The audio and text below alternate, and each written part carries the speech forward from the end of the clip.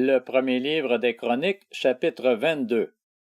David dit, « C'est ici que sera la maison de l'Éternel Dieu, c'est ici que sera l'autel des holocaustes pour Israël. » Il fit rassembler les étrangers qui se trouvaient dans le pays d'Israël, et il chargea des tailleurs de pierre de préparer des pierres de taille pour la construction de la maison de Dieu.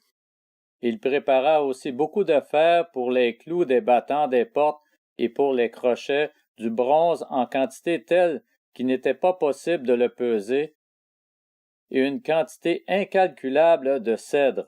En effet, les Sidoniens et les Tyriens avaient amené beaucoup de cèdre à David. David se disait, « Mon fils Salomon est jeune et faible, et la maison qu'il s'agit de construire pour l'Éternel doit élever bien haut son nom et sa gloire dans tous les pays. C'est pourquoi je veux faire des préparatifs pour lui. » Ainsi David fit beaucoup de préparatifs avant sa mort. David appela son fils Salomon et lui ordonna de construire une maison pour l'Éternel, le Dieu d'Israël. Il dit à Salomon, « Mon fils, j'avais l'intention de construire une maison pour l'Éternel mon Dieu, mais la parole de l'Éternel m'a été adressée.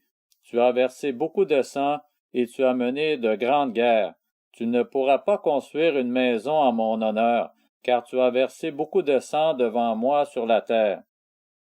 Tu auras un fils qui sera un homme de repos, et à qui je donnerai du repos en le délivrant de tous les ennemis qui l'environneront.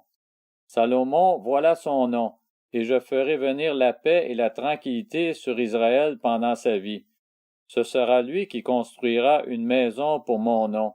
Il sera pour moi un fils, et je serai pour lui un père, et j'affermirai pour toujours le trône de son royaume en Israël.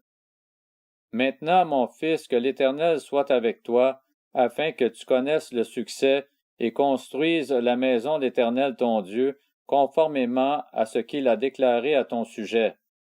Que l'Éternel veuille seulement t'accorder de la sagesse et de l'intelligence en te plaçant à la tête d'Israël, afin que tu respectes la loi de l'Éternel ton Dieu. C'est alors que tu connaîtras le succès si tu veilles à mettre en pratique les prescriptions et les règles que l'Éternel a données à Moïse pour Israël. Fortifie-toi et prends courage, n'aie pas peur, ne te laisse pas effrayer. Par mes efforts, j'ai préparé pour la maison de l'Éternel 3000 tonnes d'or, 30 000 tonnes d'argent et une quantité de bronze et de fer qui n'est pas possible de peser, tant il y en a. J'ai aussi préparé du bois et des pierres, et tu pourras encore en ajouter.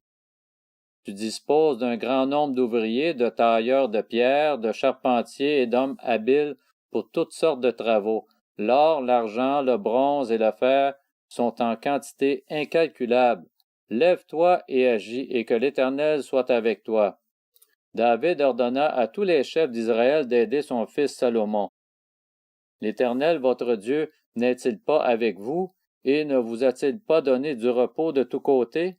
En effet, il a livré entre mes mains les habitants du pays, et le pays est soumis devant l'Éternel et devant son peuple.